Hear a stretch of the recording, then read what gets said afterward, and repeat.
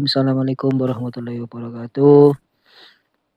Pada edisi kali ini kami dari Gus Durian Madiun dengan NOTV Madiun akan kembali menayangkan satu kegiatan kami yaitu walking tour, yang mana pada edisi kali ini kami akan berkunjung di Biara Ursulin Santa Ursula, di mana kami akan menyuguhkan dengan memperkenalkan tentang kehidupan para biarawati.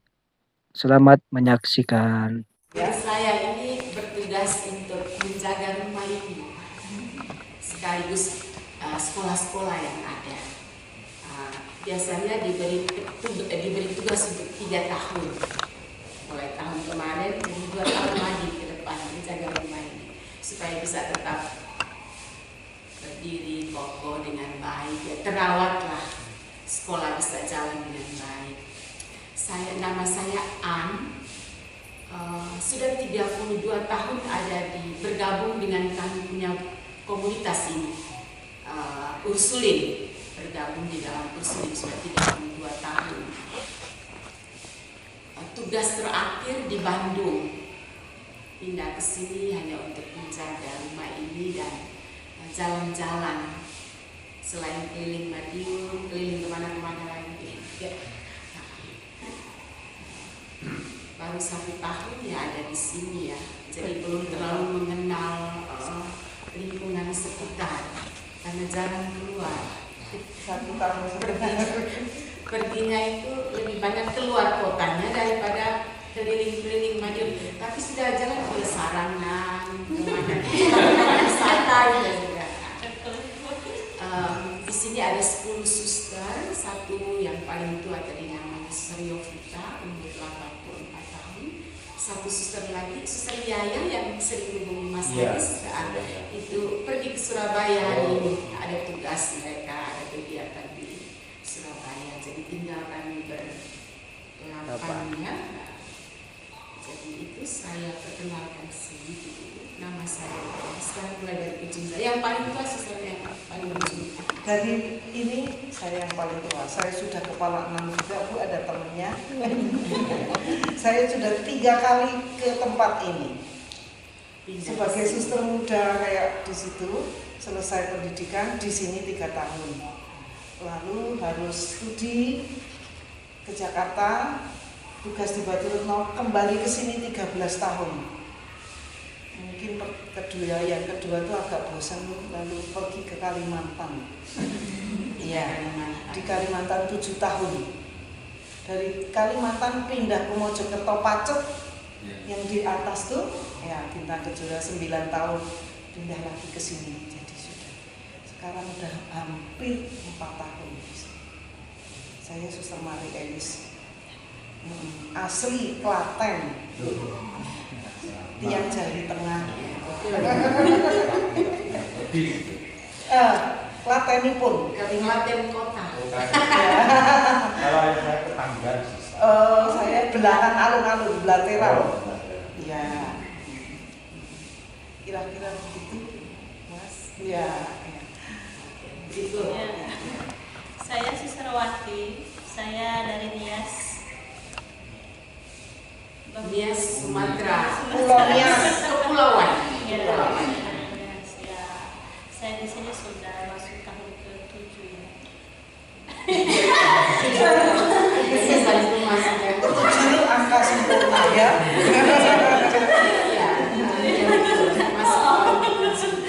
Tahun ke-7. Tugas ibu asrama. Asrama lalu main ke anak-anak di sana. Jadi kalau Mentawe itu masuk Wanilah juga. enggak, Mentawa satu pulau. beda. Beda pulau. Beda pulau. Nias itu satu pulau sendiri. Yang Dari terkenal Sibolga lompat juga batunya dari itu ya, sistemnya. mana? Iya, lompat batunya. Nias bagian selatan. Ya, itu Iya. saya juga merindukan anak-anak di Madiun itu diajari seperti itu. Ini guru seninya itu. Saya lebih suka seni budayanya Madiun. Iya. Apa tuh? Oh iya. Pencat Pencat silat itu ya. Pendekar. Pendekarnya itu loh. Anak-anak pesilat itu kan mampu. Begitu diajari lompat dalam. Iya. Masih di Bandung, mereka saya lihat-lihat mereka itu di Bandung lebih ada mereka buat organisasi itu di Bandung. Tapi di sini enggak ada sih, saya enggak. Di sini ada umat apa ya, Amon. Iya. Nah, dari ini Iya. jurnalis. Nah, wah nanti kalau begitu Pak, Iya. dia bisa maafin. Iya. Itu Pak Amon sangat Silat di digabung saya. lompat-lompat batu. Iya. Nah, gitu. Supaya budaya lokal ini berkembang. Iya. Bisa nih lompat batu. Nanti Bu Apu daftar. Kalau sering cek. Iya. Terima kasih. Saya Suster Mika, asal dari Timor Leste. Dari Timor Leste. Beda negara. Ya. Sekarang saya di sini baru berapa bulan ya? Hampir 1 tahun. Hampir 1 tahun baru saya pindah dari Bandung. Ada sesuatu yang unik dari Timor Leste, Suster? Tarian unik dari Timor Leste. Iya. BT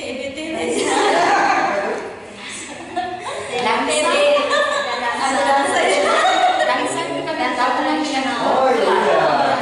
Kalau kamu dasarnya itu jangan Portugal. Tapi hasilnya TB-TB ya. Iya. Hasilnya. Dinamis tuh ya. Iya. Ternyata udah.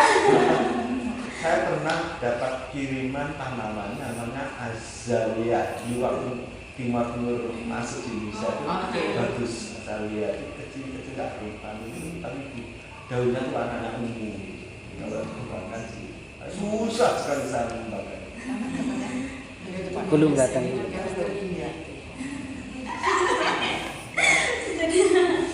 Dulu sekarang Pak dari negara Indonesia. Enggak, Mas mereka di Sendiri. pakai paspor Iya. setiap Makanan bulan. khasnya di Timor. Jagung. Jagung. Dia kayak Iya, jagung ya. Jagung. Iya, tapi dimasak khas Timor Leste itu apa? Pawang masin. Hah? Pawang masin. Apa itu? Roti. Roti yang manual. Itu makanan khas Portugal. Portugal. Ya, peninggalan. Ah. Ya, tapi kalau Timor Leste itu jagung ditumbuk, Ya. itu keluarkan kulitnya ya. Ya. Nah, lalu dimasak dengan dedaunan daun-daun Kacang-kacang. ya, itu macam-macam. Saya tinggal di sana 3 tahun. Jadi Nanti suatu saat kita undang untuk demonstrasi masak dan kita makan. Jadi ini sesuai di Gus Duria di jaringan budaya Madiun itu kami memang secara periode itu mengadakan pertemuan ya acaranya macam-macam. Ada kalau baca puisi ini pakarnya, kalau menari itu apa. Nanti kalau baca puisi panggil saya ya. Bahkan kalau kami yang di jaringan budaya Madiun itu setiap hari Jumat itu mengisi acara di RRI Pro 1 lewat channel YouTube. Dulu ketika saya masih di televisi saya sempat ini juga, tapi yang pernah saya temui itu dari komunitas Alma sama Bunderan CSA itu. Iya. Karena saya merasa lebih mudah menembus beliau dibandingkan dengan sini ya. Sini Karena di maupun sini kan sibuk MC dengan harusnya. dia sekolahnya, Iya. itu saya mengerti. Jadi mereka lebih mudah Iya. dimintai. Karena di sini dengan anaknya masing-masing. Ya nanti kami undang lah kalau ada. Uniknya dulu waktu saya sekolah di Mitra itu menembus ke sini memang Susah ya. jadi ke sini apalagi Masih Belanda ya. Ya, Ini ada kaya. Jadi makanya sananya waktu saya memang masuk ke sini setengah heran deh. Kok bisa ya? Ternyata menemui kami gitu. Ya, dulu yang boleh menemui itu yang senior. iya betul. Sekarang saya dorong yang muda. Saya lagi masuk ya. Kok boleh masuk close room gitu ya? Makanya saya Iya. oh, anu ya. Jalan waktu saya waktu masih masih sekolah ya. Dan di asrama putri dulu teman-teman saya setelah di Farmasi teman-teman itu bahkan bukan hanya teman-teman saya yang tinggal di asrama itu menyebutnya penjara suci. Sampai sekarang penjara suci. Itu Yose. Saya terima kasih atas kesempatannya. Perkenalkan nama saya Suster Julitina Maya Suarez. Saya juga berasal dari Timor Leste. Saya di sini hampir 1 tahun. Terima kasih. Ini juga dari Timur Timur. Iya. Dari benar lagi, ya. Perkenalkan, nama saya Susu Tereja da Costa, biasa panggil Susu Tereja. Saya berasal dari Timor Leste. Saya hampir sudah mau 3 bulan. Hampir sih dong. 3 tahun, 3 bulan. masih keturunan Portugal. sedikit. Enggak, ini karena mamanya campur keluarganya campuran Flores dan Timor Leste, sehingga hasilnya sedikit putih ya. Aura University Ya. Ya, sekarang Mona. Perkenalkan, nama saya Hilfrida Mona, biasa dipanggil Suster Mona. Saya berasal dari Sulawesi Tengah. Sulawesi. Palu. Ya, Palu. Daerah Palu. Dua.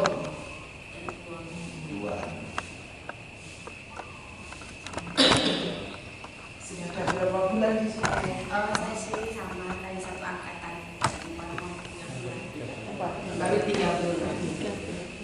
Dari Palu Jadi jauh. kalau sama anak bisa terkenal. Bisa. Saya sendiri dari Larang Tuka, Flores. Kalau mendengar, kan kami punya budaya khusus ya di sana. Budayanya namanya Samana Santa. Itu juga turunan Portugis ya, bawaan dari Portugis. Budaya-budaya ya hampir mirip-mirip ya, ketika masuk di biara-biara kita juga berbau yang sama ya, tradisi-tradisi gereja itu. Saya itu juga mendampingi mereka yang muda-muda. Keseharian saya, tugas-tugas saya selain pemimpin di komunitas ini juga memimpin mereka-mereka yang muda-muda ini. Tapi yang muda-muda ini tinggalnya di komunitas-komunitas yang berbeda-beda. Ada 27 suster muda yang tinggal diutus ke komunitas-komunitas lebih yang berbeda. Jadi setiap beberapa bulan sekali saya ketemu dengan mereka. Kalau pertemuan bulanan, biasanya online sekarang kami pakai, mengumpulkan mereka setiap hari Sabtu untuk sharing bersama yang muda-muda. Dan kami sendiri itu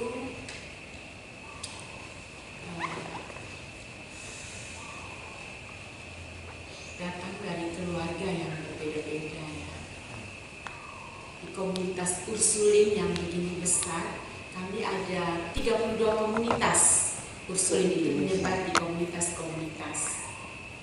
Dan dalam satu rumah itu bisa saja datang dari Timor Leste seperti kami sekarang, Sumatera, Kalimantan, Sulawesi, dan seterusnya Jawa, dan sebagainya. Kami berkumpul dalam satu rumah ini dengan satu tujuan yang sama, ingin melayani sebenarnya, melayani dalam karya yang dipercayakan kepada kami. Nah, kami Ursulin itu dipercayakan untuk berkarya di bidang pendidikan, baik pendidikan formal maupun non formal. Jadi formal itu seperti di sekolah ya, dari TK, SD, SMP. Nah, kami Ursulin sendiri punya sekolah tinggi tapi ada di Flores. Sekolah tinggi ilmu pemerintah. Jadi kami mendidik putra-putri di sana untuk menjadi pemimpin-pemimpin di daerah-daerah. Itu sekolahnya. Lalu di kota-kota besar ya ada dan TK, playgroup sebenarnya. Playgroup sampai SMA. Nah, di sini sendiri dari TK sampai SMP. Dan asrama 10 orang, 14 orang. kami sendiri datang dari latar belakang budaya yang sangat berbeda satu dengan yang lain. Tapi kami mencoba untuk tinggal di dalam rumah, tapi dididik dengan dasar yang sama. Dasar formasi kami itu di Bandung, di Novisiat Bandung, tempat kami semua ini dididik. Selama 2 tahun kami tinggal di sana. Tapi sebelum 2 tahun itu ada masa yang sebelumnya namanya postulat. Itu bisa di mana-mana. Dulu sebelum di Jogja, sekarang ini ada di Jogja, sebelumnya ada di Malang, sebelum lagi ada di Flores. Perempuan-perempuan itu berkumpul, nanti dengan motivasinya masing-masing mereka akan menjelaskan mengapa mereka harus masuk. Tapi intinya bahwa kami itu dididik dari dasar awal pendidikan kami itu hanya untuk mau supaya bisa melayani banyak orang tanpa mengikat diri pada keluarga, ya. Tapi kami harus keluar dari diri kami untuk melayani banyak orang. Kami ditempatkan di komunitas-komunitas dan ini datang dari macam-macam dan mencoba belajar bersama-sama untuk bisa menyesuaikan diri. Di sini ada TK, SD, SMP. Nah, suster-suster ini bekerjanya ada yang di TK, ada yang di SD, ada yang di asrama. Tiap hari kami bangun pagi itu jam 3:30 atau jam 4 karena 4:30 kami harus sudah berdoa bersama. Seperti teman-teman di Muslim pagi-pagi itu kan ada sholat ya, kami juga demikian. Hampir mirip ya doa-doa 5 waktu. Kalau di Muslim berapa waktu ya? 5 waktu ya. 5 waktu bagi yang menjalankan. Tempat kami juga sekali pendidikannya. Harus bangun pagi untuk berdoa, nanti siang hari berdoa, sore hari berdoa. Biasanya ada malam hari, tapi kami tidak gunakan malam itu untuk berdoa, untuk rekreasi dan macam-macam. Jadi pagi hari 4:30 itu kami sudah berkumpul bersama-sama di kapel kami, gereja kecil ya, untuk doa bersama-sama. Sesudah itu baru kami ke gereja, misa, habis misa sarapan. Lalu sesudah sarapan pagi kami semua bubar ke tempat pekerjaan kami masing-masing. Tugas masing-masing. Yang ke sekolah ya dia harus pergi ke depan untuk menyambut anak-anak yang datang. Lalu siang hari jam 12:30 itu bel selalu berbunyi, tandanya mengumpulkan kami para suster untuk pulang makan bersama. Sesudah makan bersama kami kembali lagi ke pos kami masing-masing, tempat kerja kami. Karena di sini juga kan ada banyak juga teman-teman di rumah ini, teman-teman kami yang sesama kerja dengan kami ini ada guru-guru, karyawan yang kerja di dalam sini, karyawati. Juga ada teman-teman Muslim dan Katolik bergabung. Begitu juga dengan anak-anak. Ada guru dan lebih banyak yang karyawan kami itu teman-teman Muslim. Jadi tidak asing buat kami di dalam seluruh kegiatan kami bersama. Sering kami kumpul bersama. Lalu sore hari sudah itu jam 3 guru pulang, kami juga pulang untuk istirahat sebentar. Lalu sore hari harus bangun lagi untuk berdoa lagi. Berdoa dan kegiatan pribadi. Jam 6 kami harus kumpul bersama di kapel kami, tempat doa kami untuk doa bersama sebagai komunitas. Sampai dengan jam 7 doanya. Dari jam 6 1 jam ya, sampai dengan jam 7 sesudah itu makan malam. Sesudah makan malam ada kegiatan. Ruangan ini menjadi tempat kami berkumpul untuk rekreasi bersama. Bukan rekreasi, ada yang main lemah, ada yang macam-macam mainnya ya. Ada tempat, ada yang menari juga. Tabula Bali. Iya, ada yang menari. Itu kegiatan kami sepanjang hari. Proses pendidikan kami itu sudah mulai dari dasar. Ini banyak yang masuk sekarang itu banyak yang dari SMA, lulus SMA lalu masuk, atau lulus SMA lalu bekerja dulu lalu dia masuk, atau lulus sarjana lalu dia masuk. Jadi ada beberapa yang masuk ini ada beberapa tingkatan. Ada yang lulus yang sudah kerja dan ada yang sudah sarjana masuk di dalam kelompok yang namanya Diana Ursulia. Jadi pendidikan dasarnya itu kami semua belajar hal yang sama, itu spiritualitas, pendiri dari tarekat Ursulia. Kami belajar yang sama, belajar spiritualitasnya, lalu pelajaran-pelajaran yang lain seperti biasa, seperti kita dapat di sekolah-sekolah yang lain, pendidikan dan macam-macam. Lalu mereka ini kalau sesudah dari pembentukannya, mereka ada yang kuliah ambil teologi, ambil macam-macam sekarang. Semua mata kuliah hampir dibutuhkan. Akuntansi, yang siapa yang punya minat di akuntansi ya dia kuliah di akuntansi, siapa yang punya minat guru ya dia sekolah PGSD, PG, apalagi segala macam sekarang ya, untuk membantu perkembangan kami. Jadi mereka semua ini kan motivasinya macam-macam ya, motivasi awalnya dan macam-macam. Saya itu mendampingi suster-suster yang baru masuk awal sekali, yang namanya aspiran ya, itu tinggal di komunitas-komunitas. Lalu postulat itu tahap berikutnya. Sesudah postulat itu dia pergi ke novisiat, itu pusatnya di Bandung, kumpul semua di sana. Yang tadi saya bilang bahwa itu tempat kami bertumbuh di sana selama 2 tahun. Sesudah itu baru dikirim ke komunitas-komunitas. Jadi pendidikan kami itu cukup lama. Seperti mereka ini, mereka yang namanya juniorat, pendidikan kami selama 5 tahun sampai 9 tahun. Jadi kalau 5 tahun itu dia ada proses belajar kuliah di luar, maka sampai 7 atau 9 tahun baru kaul. Kalau sudah kaul itu seperti saya, seperti Suster Wati dan Suster Maria memakai cincin, tanda ikatan kami bahwa sudah tidak ada yang lain lagi kecuali Kristus yang kami ikuti. Jadi kalau ada pemuda cakep, ya sudahlah. Jadi, tapi saya rasa bahwa proses untuk pembentukan diri kami itu cukup lama. Untuk dasarnya sangat lama. Jadi yang sesudah mereka ini yang berempat ini disebut masa junior. Mereka masih sekolah spiritualitasnya. Kami harus menanamkan hidup doanya, harus menanamkan macam-macam, harus buka kitab suci dan seterusnya, baca dan merenungkan dan macam-macam. Lalu belajar macam-macam yang lain supaya bisa saling mengenal satu sama lain dan seterusnya. Kalau tidak bisa berantem terus. Jadi cukup panjang pendidikan kami selama dari novisiat sampai juniorat itu bisa 9 tahun.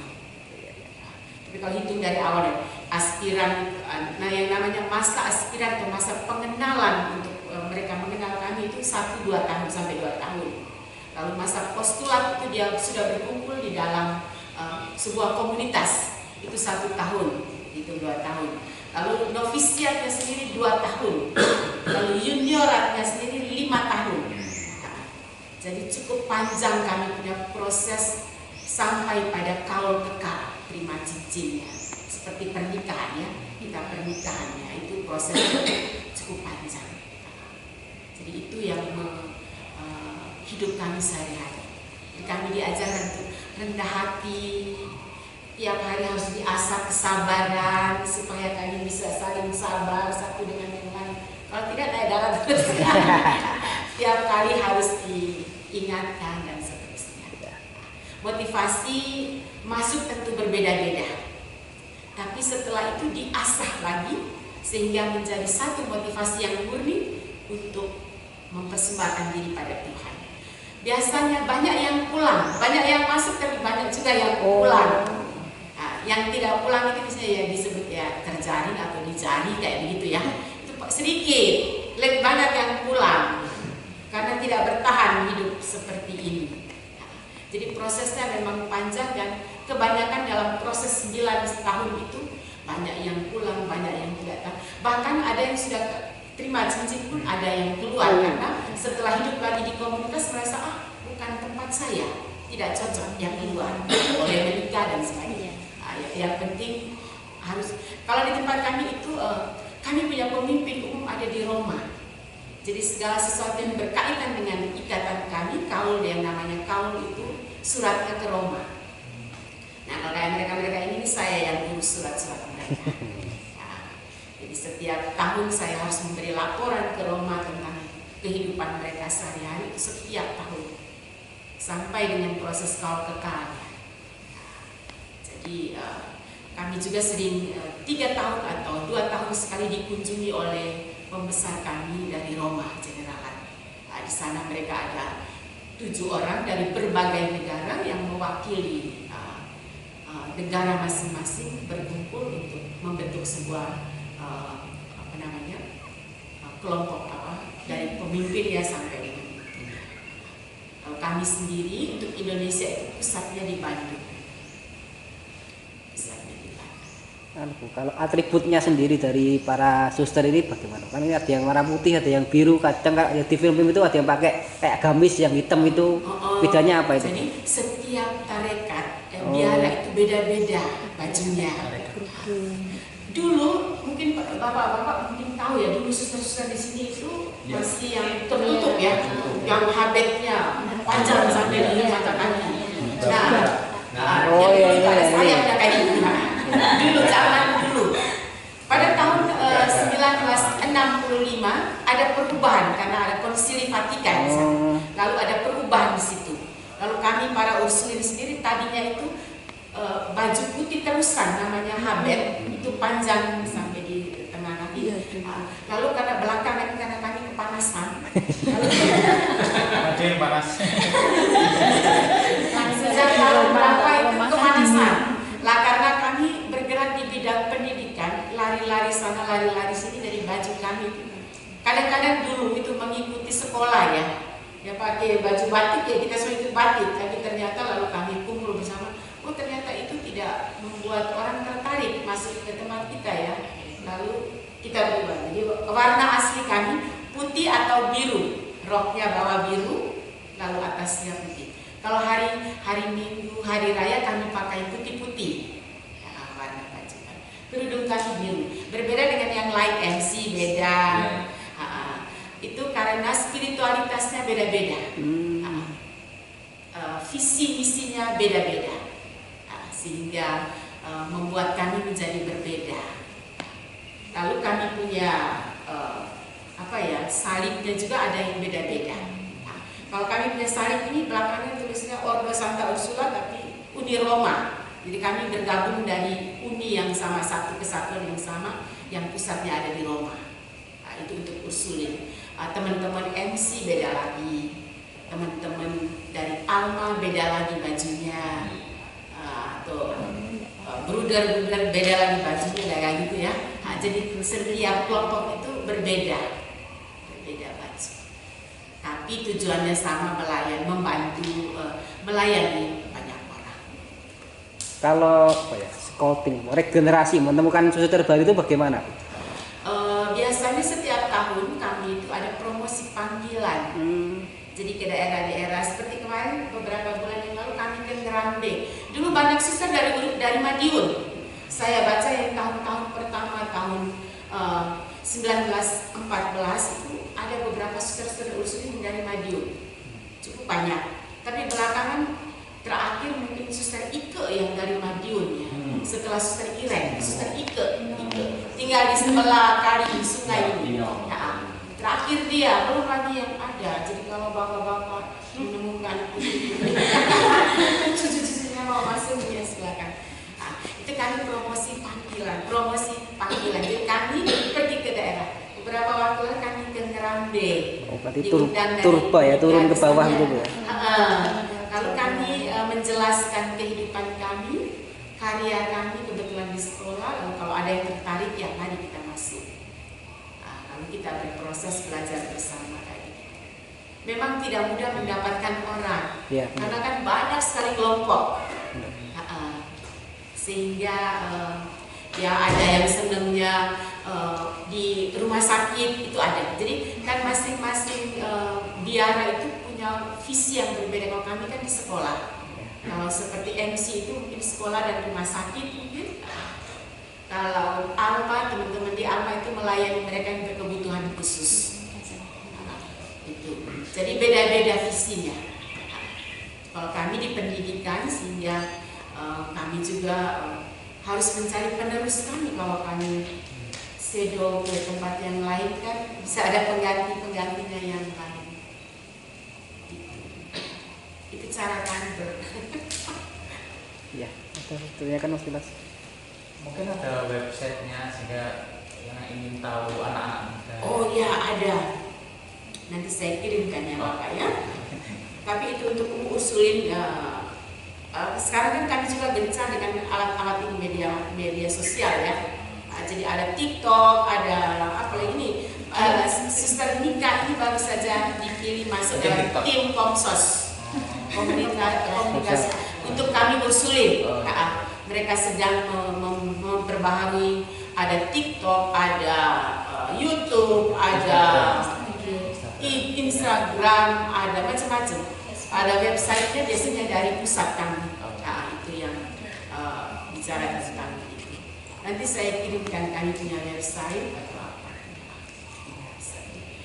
Komunitas kami Ursuline itu karena bergerak, banyak yang bergerak di GPIC yang di Jakarta dan itu ya, sehingga teman-teman dari kalangan agama yang lain sering sekali datang ke tempat kami.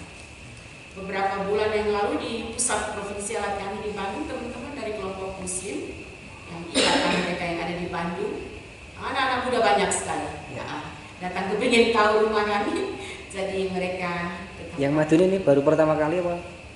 Kami yang pertama kali. Selama saya di sini belum ada yang datang. Berarti kami yang pertama datang ke sini. Iya, betul sekali. Dan kami senang sekali bahwa Gus Durian boleh datang. Ya siapa tahu bisa menyebarkan di luar ya. Iya. Ya ternyata lumayan, kebunnya besar gitu. Iya. Gitu. Ya.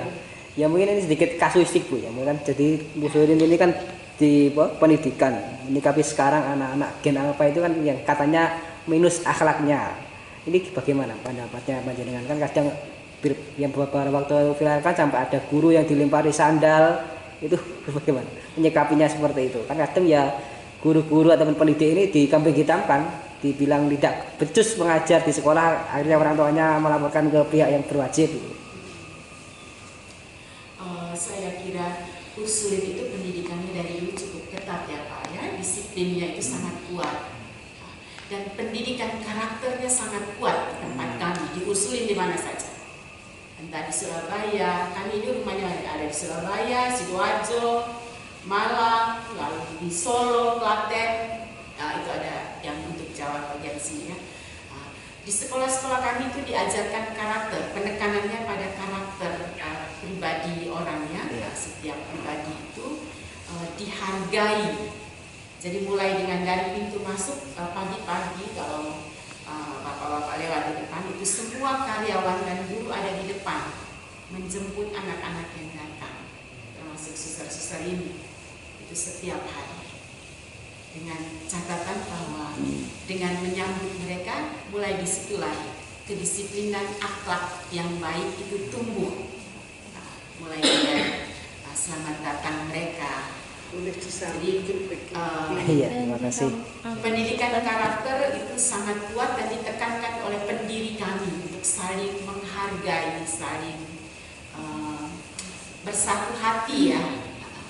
Jadi mulai dari awal tuh anak sudah diajarkan untuk saling menghormati satu sama lain. Dan itu semua guru juga diberi pendidikan yang sama.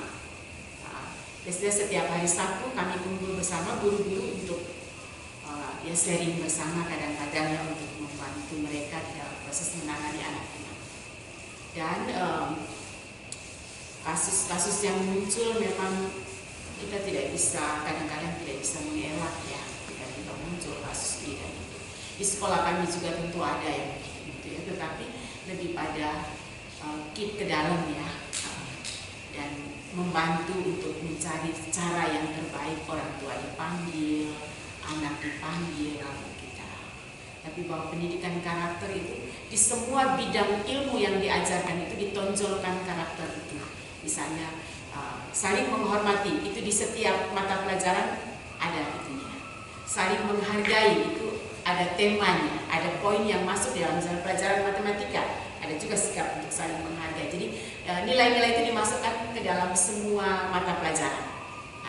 Sehingga saya rasa dari situ mulai tumbuh sikap itu tadi untuk saling menghargai satu sama lain. Jadi karakternya itu yang dibutuhkan. Kami punya sekolah di Pacet itu mayoritas Muslim. Yang Katolik cuma 1-2 orang. Jadi tapi pendidikan karakternya ini yang kita tanamkan untuk saling menghargai itu tadi. Jadi di Pacet SMP Santo Yusuf namanya. Oh, malah yang mayoritas Muslim.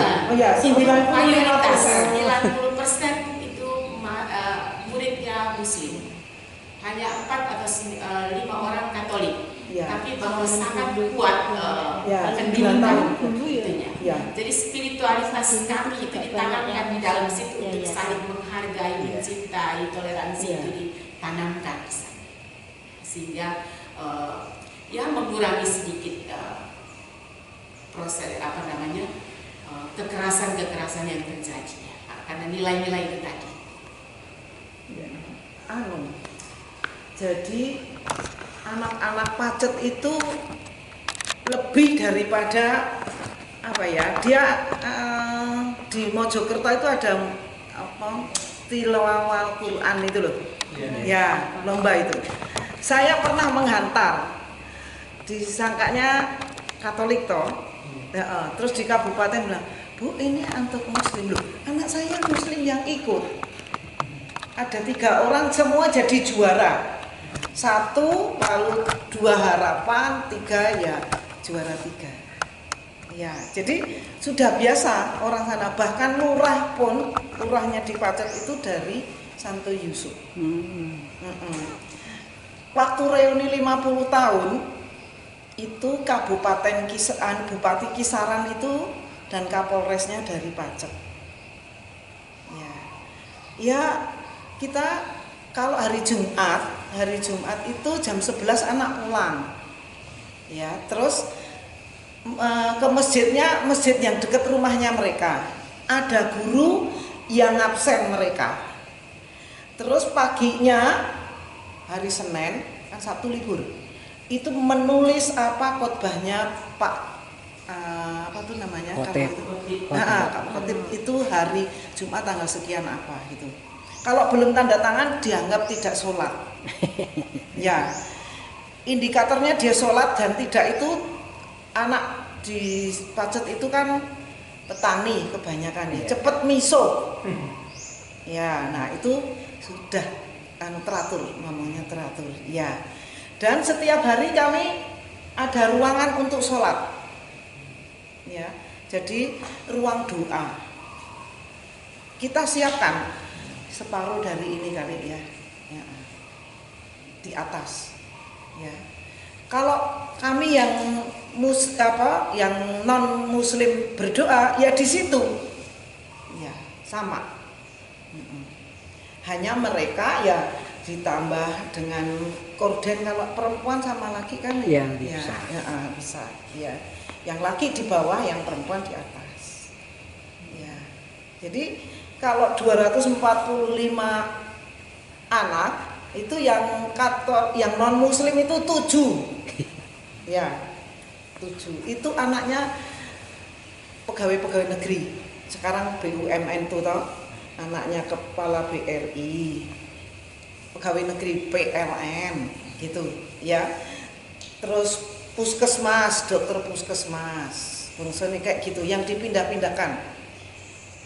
Dan sekolahan itu diminta oleh masyarakat loh, bukan kemauannya suster. Jadi camat pada waktu itu sekarang udah mau 60 tahun kalau nggak salah. Itu minta supaya ada sekolahan karena dari Pacet ke Mojokerto kan 30 kilo. Dan mereka tidak punya biaya untuk kos zaman sekarang jadi susah, maka datanglah ke Bintang Kejora Pacet. Dan itu dulu bukan langsung rumah untuk hening, itu enggak. Jadi suster datang dari Surabaya untuk dulu masih dingin di kota besar. Nah, permintaan dari masyarakat sampai sekarang pun kami itu justru banyak yang sekolah di Surabaya itu justru anak-anak yang asli Pacet.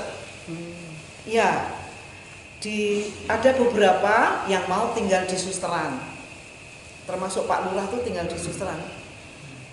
Dia apal apa yang didoakan oleh suster. Jadi kalau sekolah dia pulang jam 4 kan tambahan ekstra macam gitu. Dia tuh tugasnya nyiram-nyiram gitu. Dia apal, ya Allah bersegeralah menolong aku, dia tahu. Ya, saya mah lebih apal saya daripada suster. Ya, dia sekolah dari SMA, terus mau kuliah, orang tuanya tetap tinggal di sana, di luar dia yang tidak mau. Itu Pak Lurah yang sekarang, Pak Yati. Ya. Kalau yang di Kisaran itu sama Kapolresnya itu dia bapaknya itu juga petani biasa, ya. Jadi kalau pengalaman saya, jadi saya kalau pulang jam 3 terus saya cuma naruh buku, tas gitu di kamar, lalu saya jalan-jalan ke pematang sawah itu.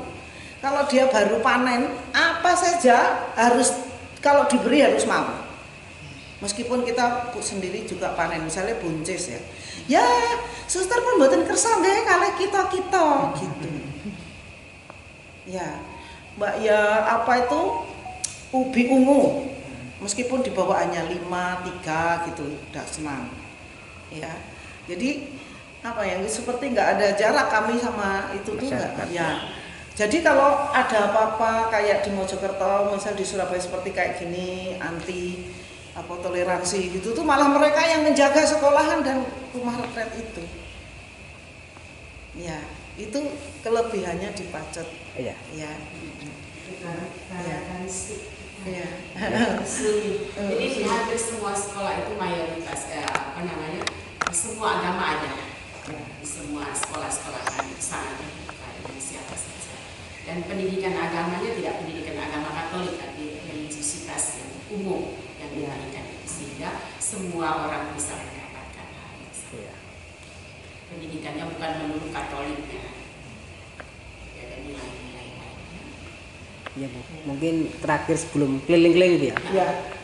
Ada satu momen atau satu enggak tentang Gus Dur. Ini biasanya saya tanyakan ke teman-teman lintas iman.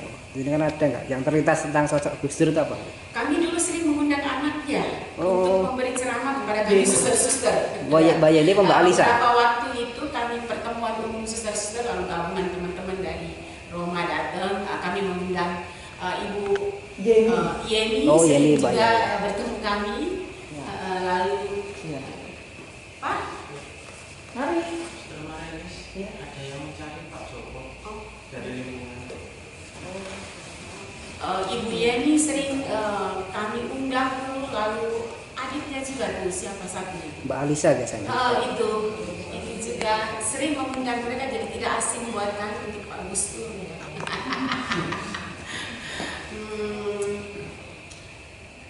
Sosok yang saya tahu pribadi ini sangat nasionalis ya, sangat terbuka untuk umum. Nah itu terbuka untuk apa saja, cara pandangnya itu sangat-sangat baik ya untuk kami generasi muda khususnya ya, mengenal. Jadi tidak apa ya, tidak hanya satu, karena kami di sekolah sehingga tidak berfokus pada satu. Oh ini kan macam-macam ya, muslim macam-macam ya. Nah kalau Gus Dur ini kan orangnya sangat nasionalis ya, sehingga membuat kami juga lebih bebas berbicara, lebih bebas mengundang. Itu yang saya tahu selama ini. Pribadi yang cukup terbuka untuk semua agama, untuk semua budaya, suku, dia bisa masuk ya, sehingga itu yang membuat kami lebih bebas untuk lebih terbuka, lebih itu sosok yang saya kenal ya. Kalau yang kecil-kecil ini tidak pernah mengenal Gus Dur. Dia dari Timor Leste. Yang termuda berapa tahun ini? Yang paling muda berapa tahun ini? Oh baru 20. Begitu ya, kamu kenal Pak Gus Dur nggak ya? Tahu. Belajar ya, sejarah kan masuk dalam sejarah ya, sejarah nasional ya. Saya ya kan itu. Muslim itu pertama waktu saya kecil ya saya pikir hanya satu, ternyata setelah berkembang itu ada LDII, ya, ada Gus Durian itu, lalu ada Muhammadiyah, ya, semua punya kelebihan dan kekurangan. Ya, tapi ya sudahlah, memang namanya suatu organisasi, suatu itu kan nggak ada yang sempurna cuma Tuhan Allah. Ya, waktu saya kuliah itu yang Katolik sendiri di UNS juga cuma saya sendiri, teman saya semua. Justru saya bilang begini, teman saya bilang saya mau maghrib dulu. Terus di mana ya, Bu Suster katanya, loh, di situ tuh masjid. Terus Bu Suster kan di mobil tuh mau pergi ke tempatnya dosen mau bimbingan. Itu terus nanti Bu Suster gimana? Ya aku dalam mobil aja saya tungguin. Iya, itu bukan hanya sekali 2 kali. Jadi sampai sekarang pun masih komunikasi. Dia notaris, suaminya kepala dinas Pedan Karanganyar. Ya, saya nggak apa ya, malah nunut setiap hari, nunut ke depan gitu ya. Dia kan bawa mobil ya, terus kalau berangkat ya saya bawa payung, turun dari sini kan, laju dari sini. Ya dia biasa, saya teman-teman Muslim itu bagi saya nggak asing ya, hanya oh ya dia begitu ya sudah itu aja. Ya kalau diskusi ya biasa ya, cuman ada yang seneng anjing, ada yang tidak seneng anjing. Ya anjingnya nggak dikeluarkan. Kalau saya nggak seneng dikatain anjing. Bukan, kan kami tuh punya anjing tuh di Solo tuh. Ya jadi kalau diskusi sampai 8:30 biasanya kan saya beritahu jangan dikeluarkan dulu gitu ya. Jadi macam-macam. Jadi kita udah, untuk saya pribadi nggak ada masalah. Ya. Terima kasih atas kesempatannya saya diperkenankan membacakan puisi, dan ketika ada orang-orang berkumpul berkenan menyimak puisi itu, disitulah kemanusiaan didengarkan dan dibela.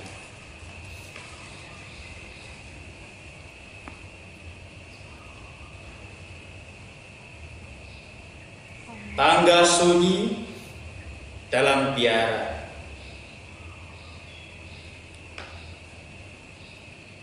di halaman berlumut biara berdiri bagai kitab-kitab tua yang tak kunjung selesai dibaca zaman. Di balik jendela kayu berkarat doa-doa para perempuan berselubung menyalakan lilin, bukan hanya di altar tetapi juga di dada dunia yang kian hari kian retak. Mereka menanam doa seperti benih-benih padi di hamparan sawah manusia. Ya, memang tak semua bisa tumbuh, tapi yang bisa tumbuh mampu menghidupi lapar yang paling rahasia.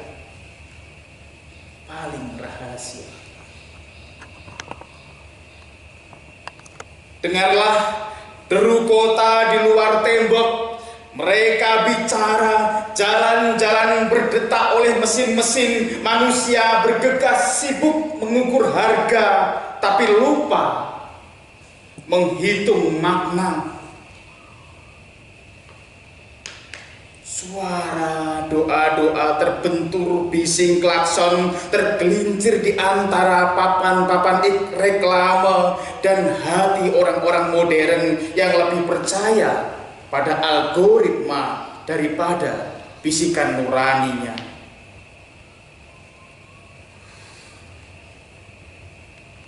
Pada malam ketika listrik padam, para suster menjadi lentera. Tangan mereka menjahit luka, mendulang air mata anak-anak yatim yatim, merawat tubuh tua yang digerogoti sepi. Tapi siapa yang percaya bahwa kasih bisa lebih nyata daripada megahnya beton-beton, bahwa doa lebih keras dari pengeras suara janji-janji penguasa.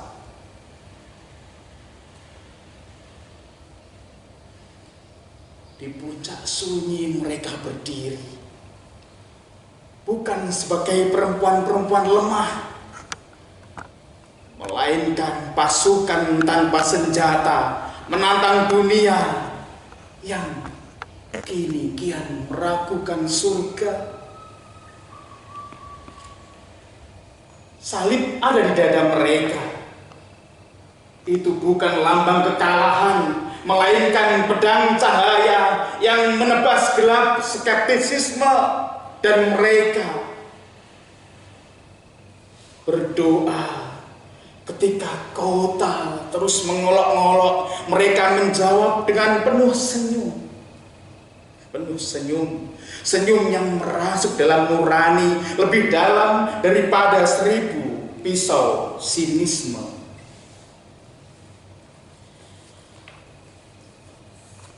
Sang waktu pun tertunduk di balik apatisme. Ternyata manusia lapar. Lapar bukan pada nasi atau roti, melainkan pada makna yang tak bisa dibeli. Para suster tidak menaklukkan dunia dengan teriakan, tapi dengan kesetiaan yang tak pernah berhenti, seperti air yang sabar mengikis batu, seperti hujan yang setia menghidupi bumi.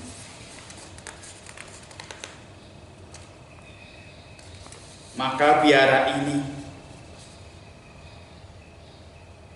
ini bukan sekedar bangunan bersejarah, tetapi juga sumur rahasia di tengah gurun modernitas. Dan para suster adalah puisi yang bernafas, bait-bait tubuh yang ditulis oleh Tuhan dengan tinta pengorbanan. Ketika dunia lupa cara untuk percaya, merekalah yang menjadi bukti terakhir bahwa kesetiaan masih hidup, bahwa doa bukanlah museum yang bisu, melainkan sayap yang tetap mengepak di lautan kehidupan. Wileski 2025 bulan Agustus. Buat kami untuk saya aja. Boleh masukkan di majalah kami ya. Nanti ada kami punya majalah yang namanya Aqua. Aqua itu untuk internasional. Lalu internasional Aqua namanya, lalu ada majalah sudah pulang tempat nasional untuk Indonesia. Jadi biasanya kalau yang ini disebarkan di seluruh. Dan kebetulan tahun ini kami merayakan 125 tahun Uni Roma dan 490 tahun berdirinya tarekat kami di dunia, sehingga majalah Hidup meliput kami khusus tahun ini. Jadi siapa tahu ini saya bisa sodorkan ke kalau mau menghadiri nanti malam Bio perform Bio Jerayu. Jadi nanti saya coba masukkan ke kami punya majalah. Nanti diterjemahkan yang untuk internasional, biasanya diterjemahkan. Lalu kalau misalnya nanti dia bisa edisi itunya, kita bisa masuk majalah Hidup di kami punya. Nanti saya coba dulu kalau biasa, karena kami mengisi, dan kemarin beberapa waktu lalu mereka sudah datang untuk melihat-lihat di sini dari majalah Hidup untuk Kalakmu Madiun. Sedang meliput untuk seluruh Ursulin Jawa Timur, termasuk Pacet, termasuk rumah ini. Jadi betul puisi ini belajar setia, mempertahankan memang mempertahankan kesetiaan itu susah ya. Perlu terus-menerus didasari dengan doa tadi seperti yang Bapak katakan tadi ya. Doa yang terus-menerus itu yang membuat kami setia. Maka barang siapa tidak setia dalam doa, dia tidak bisa setia untuk hidup seperti ini. Betul-betul seperti puisi yang tadi kau tuliskan. Kami berterima kasih banyak dari inti puisi itu juga mengajak kami untuk berefleksi sebagai biarawati ya, di zaman sekarang yang memang tidak mudah. Karena kan pengaruh HP, pengaruh segala macam bisa membuat anak-anak ini lari dari biara. Ada beberapa yang keluar dari biara hanya karena HP.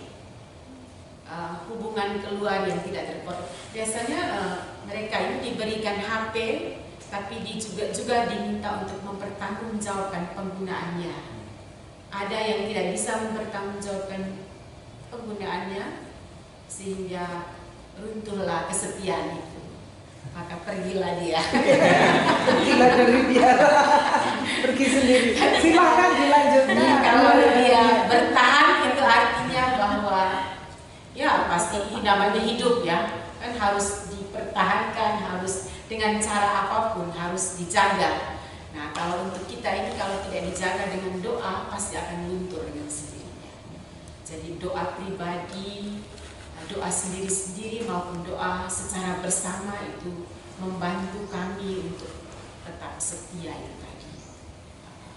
Setia sampai mati. Masuk di kota. Diharapkan. Masuk di kota. 1 jam loh doa pribadi minimal ditulis. Jadi kami punya aturan di dalam konstitusi atau buku aturan kami itu setiap pribadi diberi kesempatan untuk berdoa 1 jam untuk sendiri minimal kapan saja. Lalu setiap tahun, setiap bulan itu ada yang namanya rekoleksi, kami harus hening diam. Jadi di sini setiap hari juga ada jam-jam khusus di mana kami harus hening, harus sendiri diam. Masuk dalam kehidupan doa. Lalu setiap tahun kami diberi kesempatan untuk pergi dari komunitas untuk yang namanya retret, tarik diri dari komunitas, dari pekerjaan untuk retret, mengambil tempat, mengambil apa ya, hari-hari itu dengan doa itu tadi. Kalau tidak kami nggak akan bisa bertahan.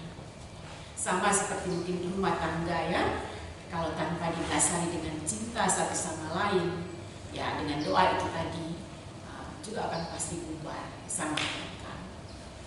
Kita ini kan datang dari berbagai latar belakang yang berbeda, tidak didasari dengan doa yang teratur, doa yang baik, ya tentu akan rontok.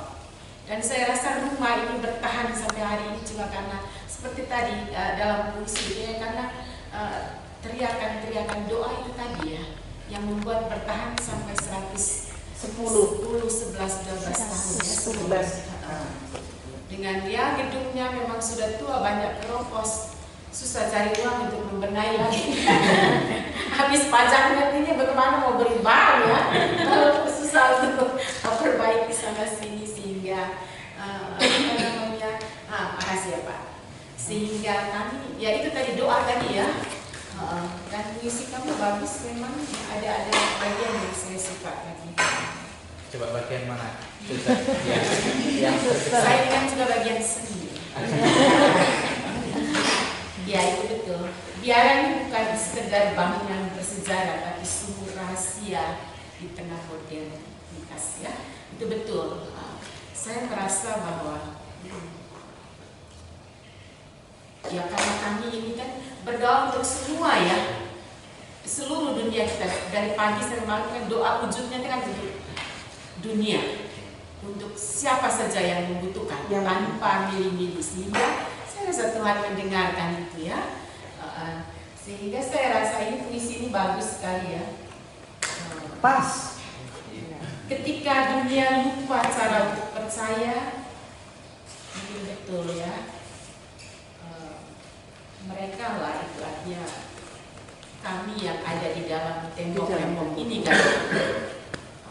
Atau juga teman-teman yang saya suka, teman-teman muslim itu kan waktu itunya kan sholatnya itu kan 5 waktu itu kan luar luar biasa bagus ya.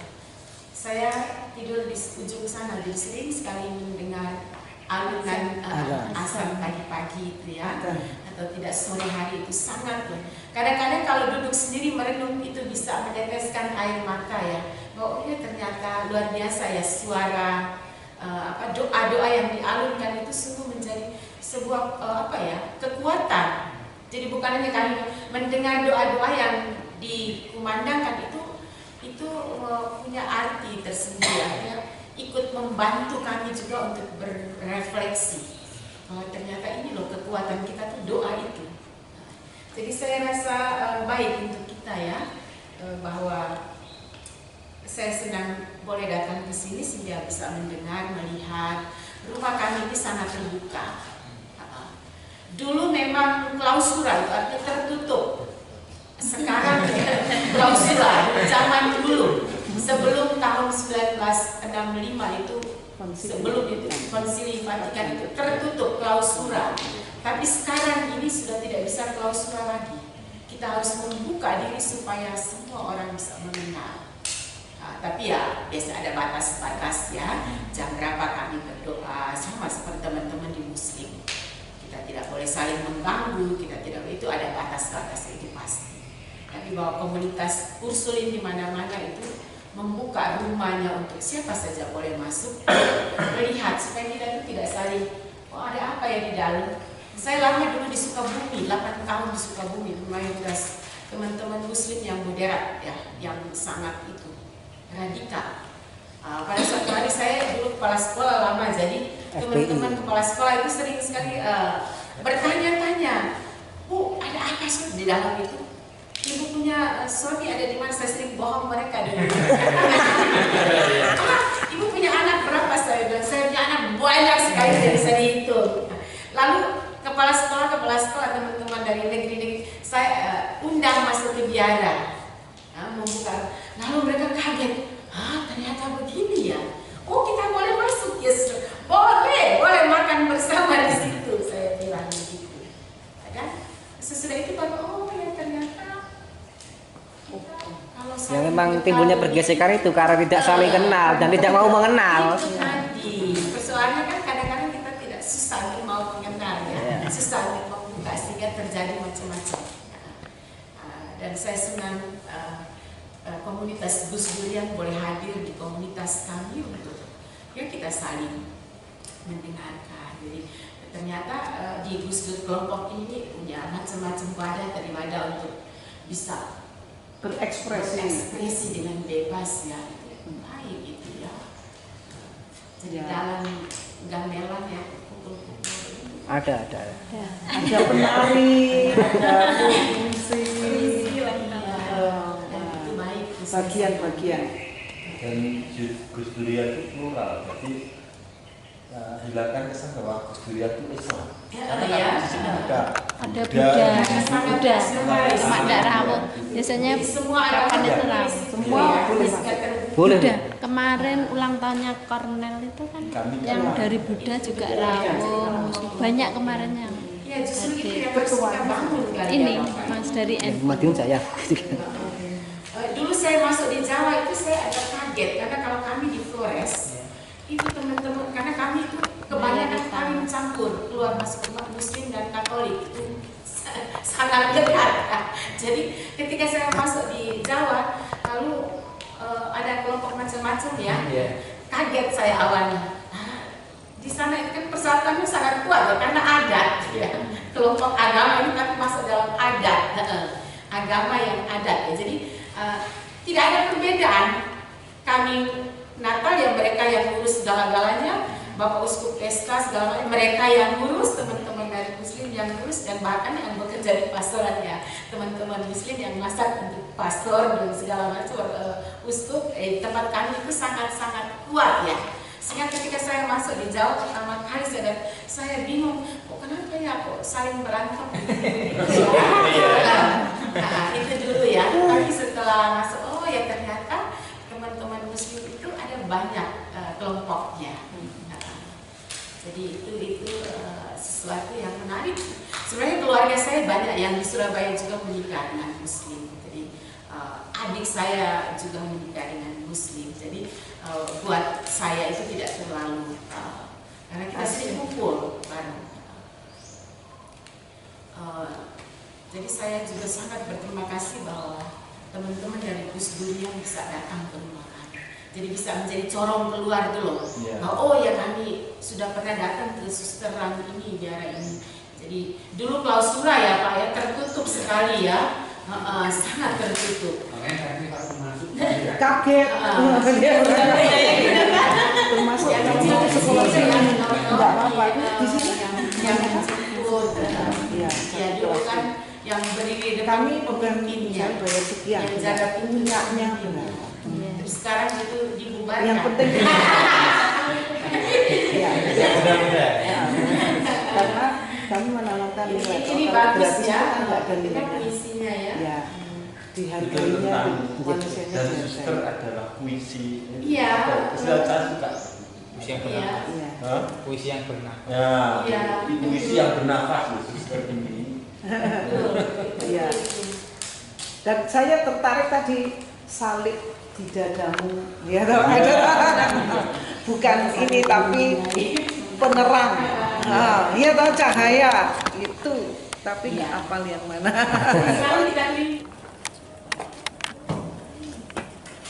Jadi di sini tempat doa kami pagi, siang, malam. Depannya di sana. Sandi over. Jadi penghadapan. Kapel. Kapel. Kapel. Jadi setiap pagi, malam, siang kami berkumpul di sini. 10 orang tapi bangkunya banyak sekali. Jadi disinilah doa-doa kami selalu didaraskan. Yang mimpin bergantian apa? Kami bergantian mimpin ya.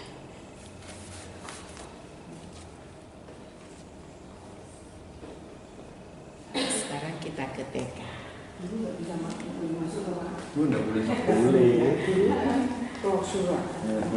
Jadi ini bentuk bangunan lama. Ya.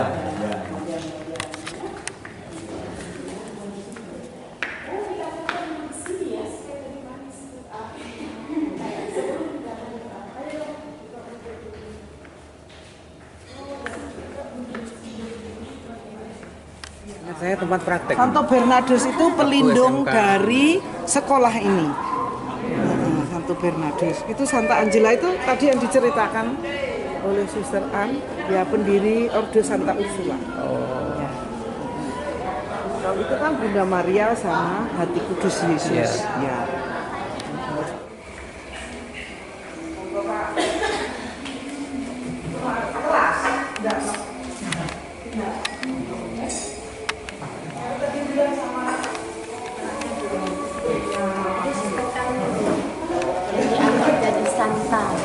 Dia misionaris ke Kanada. Dia misionaris. 30 April itu ulang tahunnya beliau apa? Kalau dalam agama Katolik itu yang jadi yang itu tanggal kematian. Kalau misalnya tanggal lahirnya kan dulu kan susah dicari. Jadi mereka taruhnya tanggal kematian 30 April.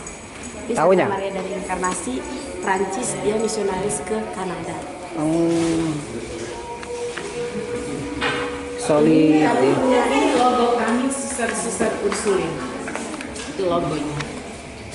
Apa tuh artinya? Soli Deo Gloria. Soli Deo Gloria itu hanya demi kemuliaan. Itu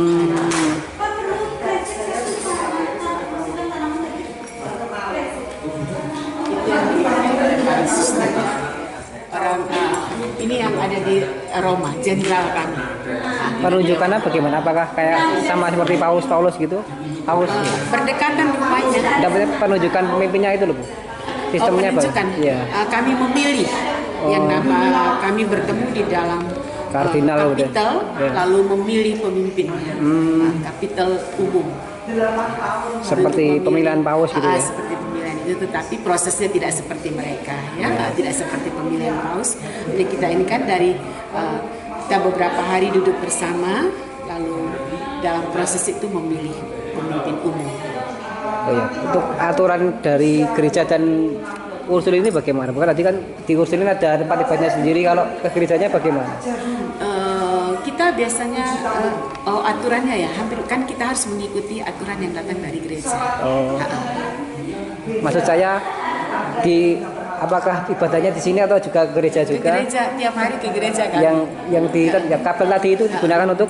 Hanya untuk doa pagi, doa siang, malam, lalu kalau di sini kan ada jatah pastornya datang untuk misa.